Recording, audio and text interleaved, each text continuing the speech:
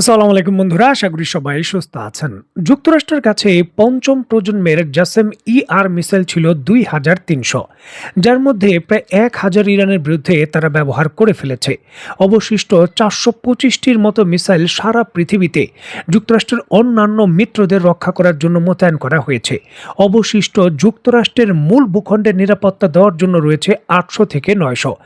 Donald Trump এই অবশিষ্ট সকল প্রায় ১,৩০০ এই পঞ্চম প্রজন্মের যে জাসেম আর মিসাইল রয়েছে তা ইরানের বিরুদ্ধে ব্যবহার করার অনুমতি দিয়েছেন এবং আজকে তিনি বলেছেন আজ রাতে হয়তো হতে চলেছে ইরানের বিরুদ্ধে শক্তিশালী হামলা এবং এই সকল মিসাইলের একটা উল্লেখযোগ্য বড় অংশ ইরানের বিরুদ্ধে ব্যবহার হতে পারে, যার বড় ধরনের প্রস্তুতি বর্তমানে যুক্তরাষ্ট্র তার বিভিন্ন সামরিক ঘাঁটিতে তার যুদ্ধ বিমানকে কেন্দ্র করে সম্পূর্ণ করছে। ঠিক এমতো অবস্থায় ইরান আসলে কি করবে? চূড়ান্তভাবে ডেডলাইন শেষ হচ্ছে রাত ১২টার দিকে। ট্রাম্পের বড় ধরনের হুমকি রয়েছে। এখন ইরান কি সমঝোতা করবে নাকি আত্মরক্ষা করার জন্য নিজের সামরিক শক্তি বৃদ্ধি করে আক্রমণাত্মক যে সিদ্ধান্ত রয়েছে তা সীমিত করবে? দেখুন, ইরান এই ক্ষেত্রে একটি শক্তিশালী পাল্টা জবাব দিয়েছে। ইরান নিজেকে ডিফেন্সও করবে এবং আক্রমণও করবে, যার অংশ হিসেবে কুয়েতের ভেতরে থাকা যুক্তরাষ্ট্রের ঘাঁটিতে শক্তিশালী ড্রোন হামলা করেছে ইরান। অত্যন্ত গুরুত্বপূর্ণ এই বিষয়টিকে কেন্দ্র করে বাংলাদেশের সংবাদ মাধ্যম সহ আন্তর্জাতিক সংবাদ মাধ্যম নিশ্চিত করছে কুয়েতের যে আলী আল সালেম বিমান ঘাঁটি রয়েছে গত সোমবার রাতভর ইরানের ড্রোন হামলা হয়েছে, আর এতে মার্কিন যুক্তরাষ্ট্রের অন্তত ১৫ সেনা আহত হয়েছেন। যুক্তরাষ্ট্রের বিখ্যাত সংবাদ মাধ্যম সিবিএস নিউজের প্রতিবেদনে জানানো হয়েছে যে আহতদের অধিকাংশেরই আঘাত গুরুতর নয় যুক্তরাষ্ট্রের দাবি, তবে প্রাথমিক চিকিৎসার জন্য তাদের এই মধ্যপ্রাচ্যের কুয়েতের যে বিশেষ হসপিটাল রয়েছে সেখানে ভর্তি করা হয়েছে। এখানে আপনাদের সুবিধার্থে বলে রাখা ভালো, আলী আল সালেম বিমান ঘাঁটি কুয়েত এবং ইরাক সীমান্ত থেকে ৩৭ কিলোমিটার দূরে অবস্থিত এবং মধ্যপ্রাচ্যের সামরিক অভিযানের অন্যতম গুরুত্বপূর্ণ যুক্তরাষ্ট্রের ঘাঁটি হিসেবে পরিচিত।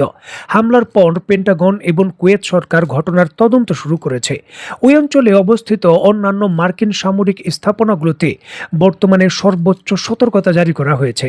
এখানে আপনাদের সুবিধার্থে বলে রাখা ভালো, মাত্র কয়েকদিন পূর্বে ইরানের অভ্যন্তরে পাইলট উদ্ধারের অভিযানে যে অভিযানটি পরিচালনা করেছে যুক্তরাষ্ট্র, তার সকল পরিকল্পনা এবং সকল ধরনের ইকুইপমেন্ট সাপোর্ট এই ঘাঁটি থেকেই হয়েছে ইরানের এমন অভিযোগ, যার জন্য কিন্তু প্রতিশোধমূলক হামলা।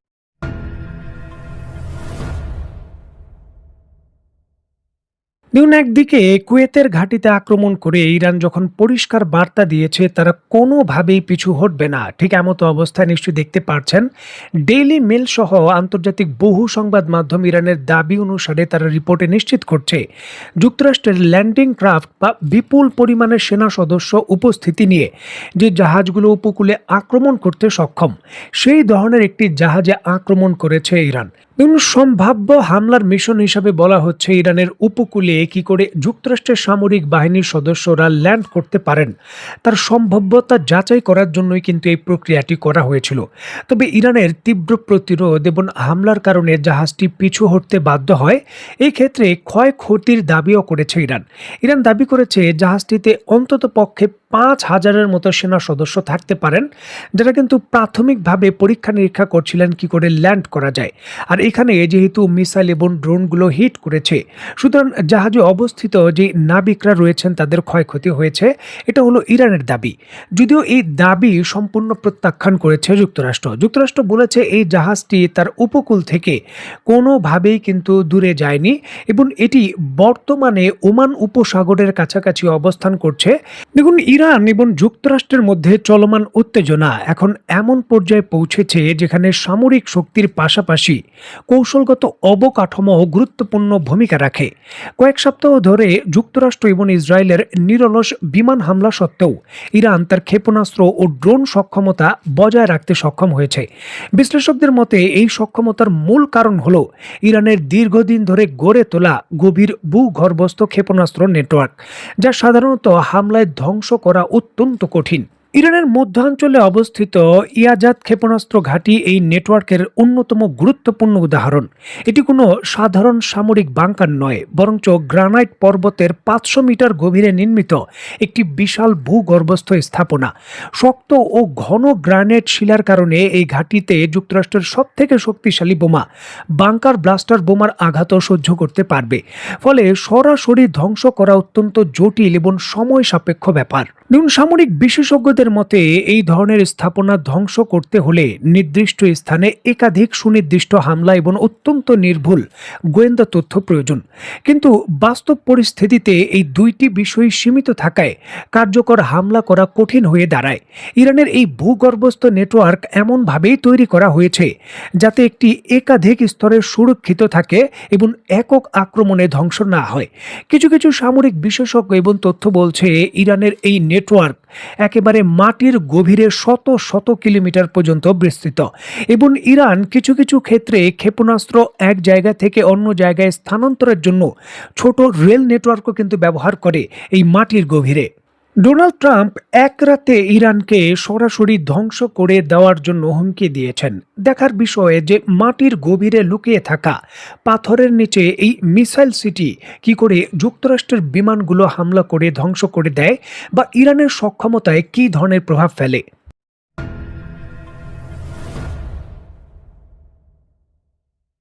দেখুন, ইরান যুক্তরাষ্ট্রের বর্তমান যে সংঘর্ষ এটি শুধু একটি লেয়ারের বা একটি মুখী নয়, যে যুক্তরাষ্ট্রের কয়েকটি যুদ্ধ বিমান ভূপাতিত হলো বা যুক্তরাষ্ট্রের আকাশ প্রতিরক্ষা ব্যবস্থাগুলো ফেল করেছে এখানেই সীমাবদ্ধ। দেখুন, এটি পেট্রো ডলার এবং বিশ্বব্যাপী যুক্তরাষ্ট্রের যে অর্থনৈতিক আধিপত্য রয়েছে সেখানেও নতুন করে জটিলতা তৈরি করেছে, যা কিন্তু সরাসরি মিত্র দেশগুলোর আস্থাও ক্ষুণ্ণ করেছে যে যুক্তরাষ্ট্রে তাদের যে রিজার্ভ রয়েছে সেটা রাখা তাদের জন্য নিরাপদ কিনা। আর এর অংশ হিসাবেই কিন্তু ফ্রান্সের মতো দেশ এই যুক্তরাষ্ট্রের কাছে থাকা তাদের বিশাল পরিমাণের গোল্ড সরিয়ে এনেছে। দেখুন, অত্যন্ত গুরুত্বপূর্ণ এই বিষয়টিকে কেন্দ্র করে ফ্রান্সের কেন্দ্রীয় ব্যাংক ব্যাংক অফ ফ্রান্স তাদের স্টেটমেন্টে জানিয়েছে যুক্তরাষ্ট্রের ফেডারেল রিজার্ভ ব্যাংকে থাকা তাদের শেষ 129 টন স্বর্ণ তারা সরিয়ে প্যারিসে এনেছে। একই সঙ্গে সম পরিমাণের উন্নত মানের নতুন স্বর্ণ কিনে দেশের রিজার্ভকে আরও শক্তিশালী করা হয়েছে। এই চালাকি পদক্ষেপে ব্যাংকটির প্রায় 12.8 বিলিয়ন ইউরো বা 13 বিলিয়ন ইউরো মুনাফা হয়েছে। অত্যন্ত গুরুত্বপূর্ণ এই ঘটনা প্রবাহকে কেন্দ্র করে ফ্রান্সের কেন্দ্রীয় ব্যাংকের গভর্নর ফ্রান্সোয়া ভিলেন্তি দা গালো তার বক্তব্যে বলেছেন, এটি কোনো রাজনৈতিক সিদ্ধান্ত নয়, আমরা আন্তর্জাতিক মান বজায় রাখতে এবং রিজার্ভকে আধুনিকায়ন করতে এই পদক্ষেপ নিয়েছি। নতুন স্বর্ণ কেন পুরনো স্বর্ণ গলিয়ে পরিবেশন করার চেয়ে সহজ এবং লাভজনক। দেখুন, যুক্তরাষ্ট্রের ফেডারেল রিজার্ভ ব্যাংক যুক্তরাষ্ট্রের একটি অত্যন্ত শক্তিশালী রাজনৈতিক এবং কৌশলগতভাবে অনেক ক্ষেত্রেই কিন্তু সামরিক হাতিয়ার। কারণ এটির নিষেধাজ্ঞার যে কৌশল রয়েছে তা দিয়ে পৃথিবীর বিভিন্ন দেশকে কোণঠাসা করতে যুক্তরাষ্ট্র বহুদিন ধরে ব্যবহার করে আসছে এমন অভিযোগও রয়েছে।